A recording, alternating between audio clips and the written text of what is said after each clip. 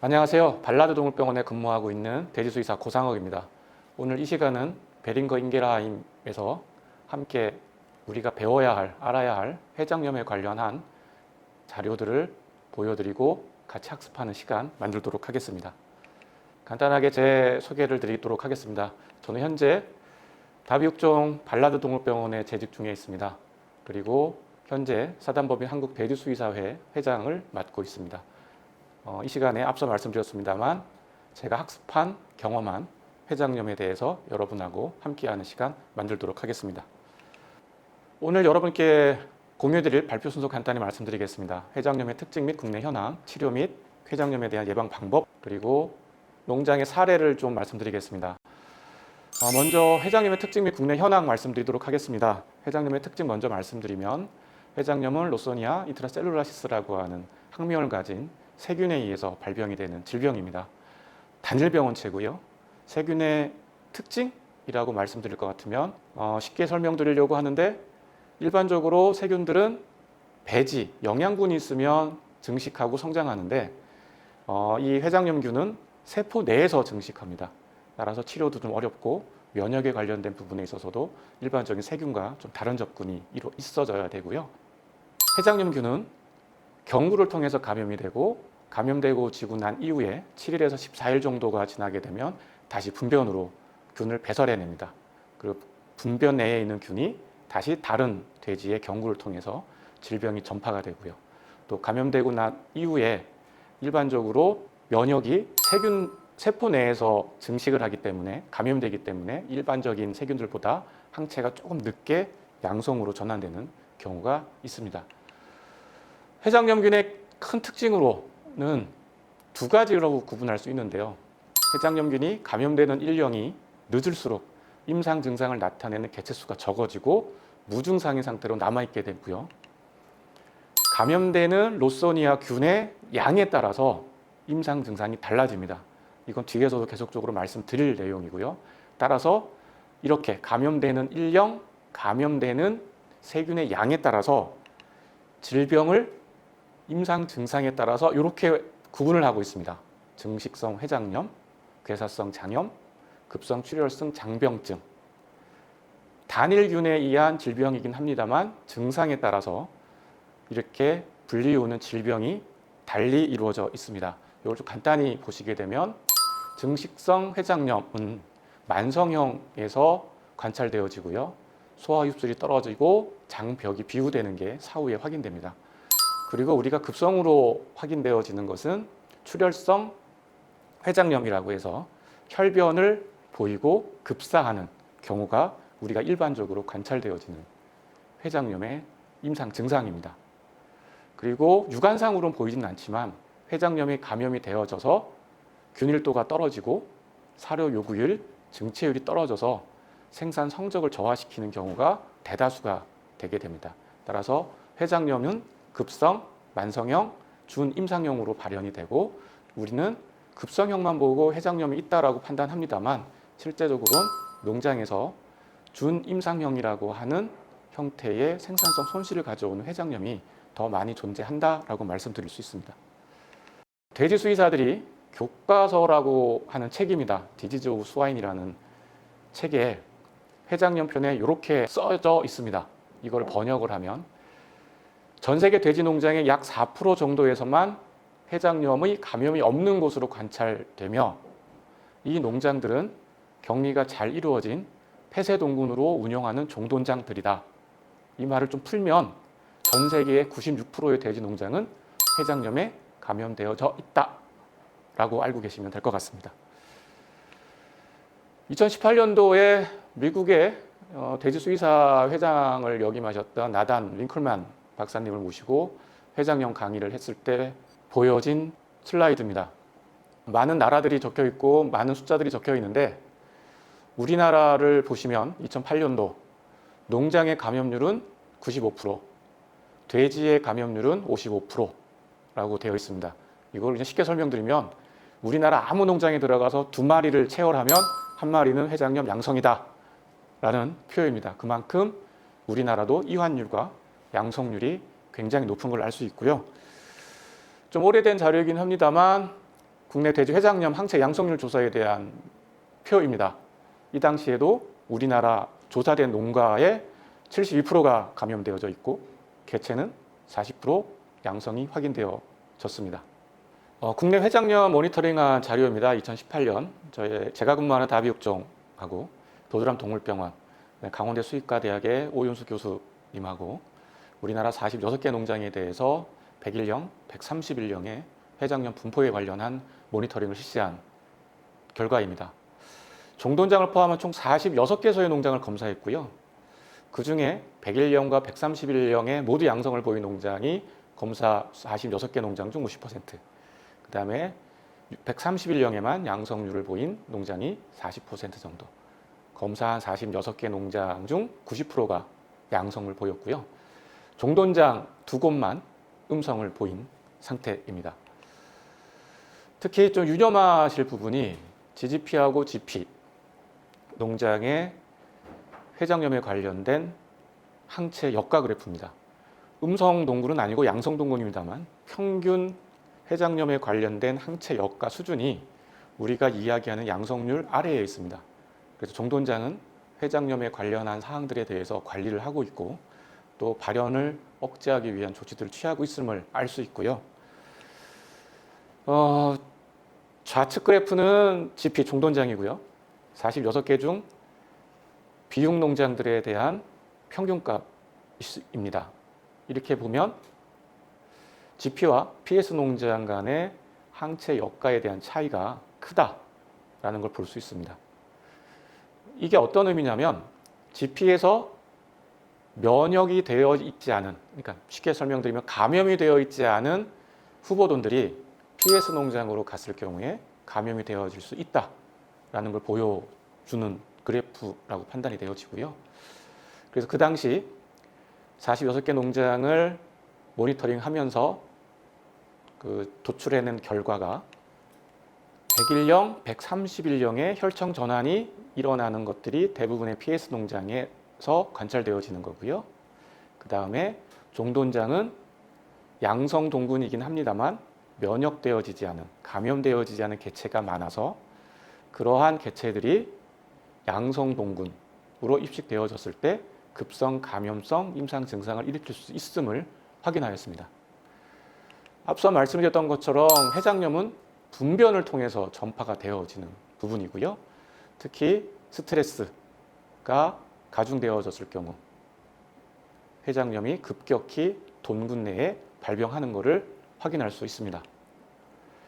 일반적으로 농장에 회장염이 발생이 되게 되면 연변이 먼저 관찰되어지고요. 소화되지 않은 사료가 포함되어 있는 연변, 설사가 될 수 있고요. 설사는 아니지만 일반적으로 생각하는 정상분변이 아닌 물분변의 형태로 나타나는 게 급성을 동반하지 않은, 폐사를 동반하지 않은 일반적인 증식성 회장염일 경우에 관찰되어집니다. 우리 농장에는 증식성 회장염이 없어 라고 말씀을 하시는데 대부분 증식성 회장염, 폐사가 동반하지 않기 때문에 그런 말씀을 하시는 거고요. 우리 농장에 회장염이 있어 라고 하시는 분은 지금 말씀드리는 급성 출혈성 장병증, 급성 출혈성 회장염이 발병한 농장들이 우리 농장에 회장염이 있다라고 말씀을 하십니다. 하지만 눈에 보이지 않는 경우라도 회장염이 있음을 인지하여야 합니다. 우리가 눈에 제일 많이 보이는 게 이제 다량내 출혈을 일으켜서 비육 말기 또 도입된 후보돈들이 폐사하는 경우입니다. 사진에서 보이는 것 같이 큰 돼지가 엉덩이 전체에 피똥을 싸고 죽어있는 모습을 보이는 이런 경우들이 관찰되면 우리 농장에 회장염이 있어 라고 말씀을 하십니다. 꽤 오래전에 제가 직접 찍은 사진입니다. 돼지가 창백하게 죽어 있고요. 부검을 하면 대장 전체에, 장 전체에 까만색 혈액이 가득히 차 있고 장을 절개해 보면 짜장 색깔의 혈변, 혈괴가 포함이 되어져 있는 것을 확인할 수 있습니다. 그래서 부검 시 그 회장 아래 부분에 출혈성 병변, 혈괴, 혈액 덩어리가 차 있을 경우에 회장염이라고 판단할 수 있습니다.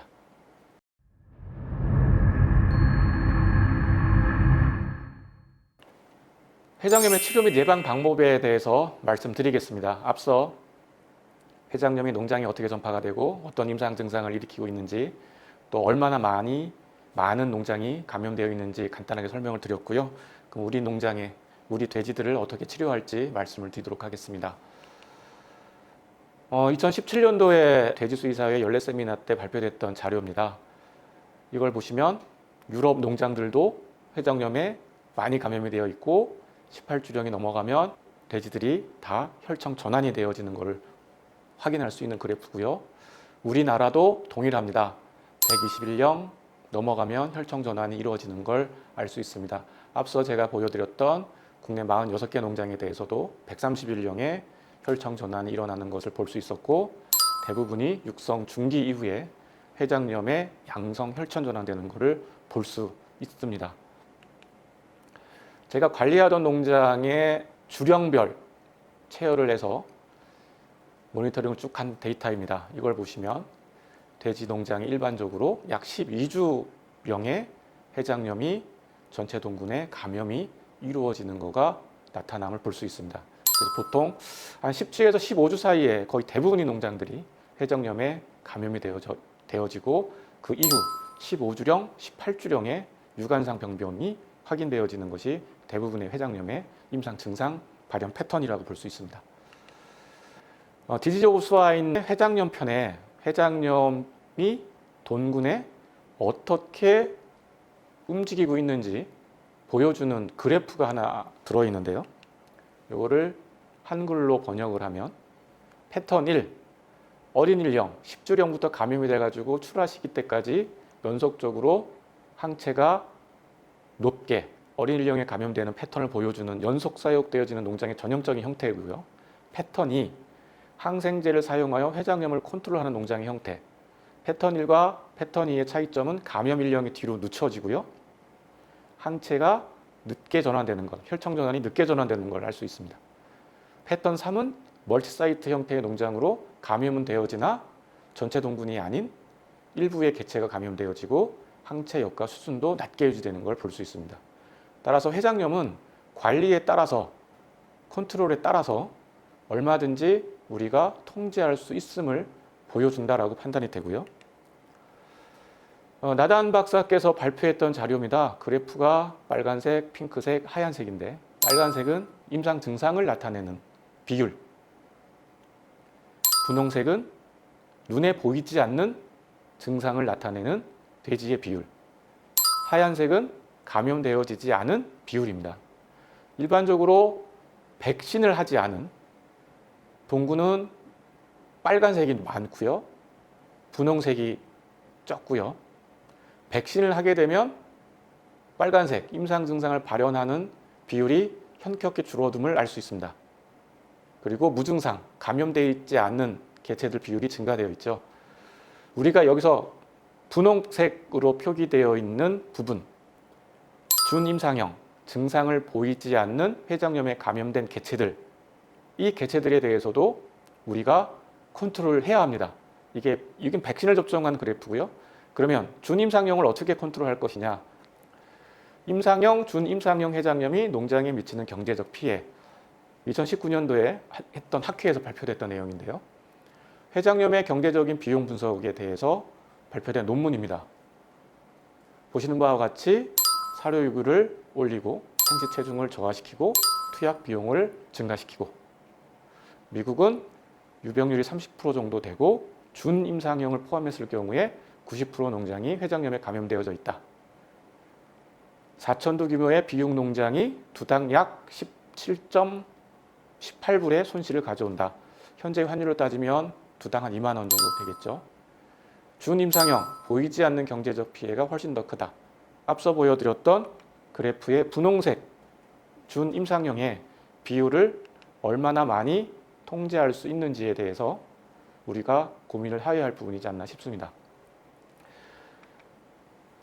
빨간색 부분, 임상형에 대한 부분에 대해서는 백신을 접종함으로써 현격히 감소시키는 걸 우리가 확인할 수 있고요.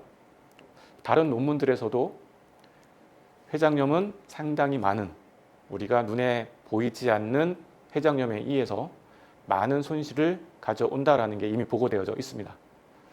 그래서 회장염은 임상형이 감소되는 데 있어서 백신의 효과가 분명히 있고요. 또 지금 보여드리는 항생제, 대부분의 회장염에 효과가 있는 티아물린, 틀미코신, 엘로프록사신, CTC 같은 항생제로서 회장염을 컨트롤하면 준임상형에 발현되어지는 부분들을 현격히 감소시켜서 생산성을 개선시켜 줄 수 있을 것으로 판단됩니다. 미네소타 대학의 조한수 박사님께서는 회장염에 발생한 농장에선 이렇게 펄스 머디케이션, 약을 한번 투여를 하고 잠깐 2, 3주간 투약을 중지한 다음에 다시 2, 3주간 투약하는 이런 간헐적 항생제 투약을 권장을 하고 있고요.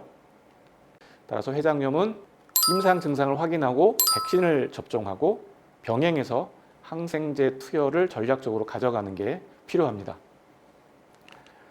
미국의 수아협회센터의 팀룰라 수의사님은 회장염은 백신과 항생제 투여로 컨트롤한다.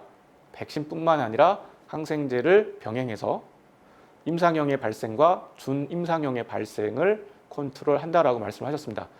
현재 대부분의 미국 농장들은 백신을 많이 접종한다라고 되어 있고요. 앞서 링컨 박사 데이터에서 약 40% 정도가 백신을 접종한다라고 되어 있었습니다.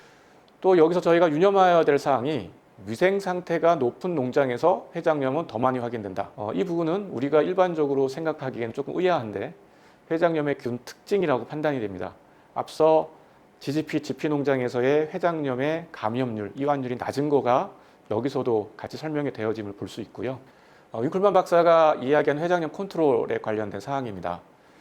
앞서 보여드렸던 슬라이드 중에 회장염은 감염되는 일령에 따라서 나타내어지는 임상상이 달라지고 그리고 감염되는 회장염 균의 양에 따라서도 임상상이 달라진다고 말씀을 드렸습니다. 그래서 10의 5승 이하로 감염되어지는 경우에는 감염이 되어졌으나 임상 증상을 발현하지 않기 때문에 우리 농장에는 회장염이 없어 라고 판단할 수 있습니다. 하지만 분명한 것은 앞서 말씀드렸던 사항 중 준임상형은 생산성을 떨어뜨리기 때문에 준임상형에 대한 컨트롤도 반드시 필요한 부분이고요. 그래서 회장염에 대한 컨트롤은 처음에 첫 번째로 우리 농장에 설사가 있어, 급성 폐사가 있어. 이럴 때 먼저 1차적으로 임상 증상에 대한 컨트롤을 한 다음 그리고 준임상형에 대한 회장염 컨트롤도 반드시 시행되어야 합니다.